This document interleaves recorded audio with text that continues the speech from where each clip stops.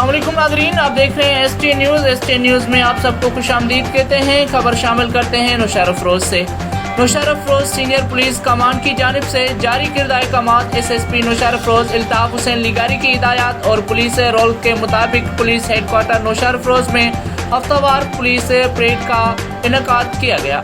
DSP headquarter जनाब अब्दुल रसूल अब्बासी की सरबराही में पुलिस हेडक्वार्टर समेत जिला भर के तमाम थानों और पुलिस दफातर से अफसरान और एहलकारों ने हफ्तावार परेड में हिस्सा लिया। हफ्तावार पुलिस परेड का मकसद अफसरान और जवानों के डिसिप्लिन और फिटनेस के मयार पर बरकरार रखना है। मज़ीद खबरों के लिए देखते रहें और विजिट कीजिए हमारे चैनल ST न्यूज़ को। हर गरीब और हर मजलूम की आवाज़ ST न्यूज़, हम पहुँचाएंगे हर गरीब और हर मजलूम की आवाज़ आला वालों तक।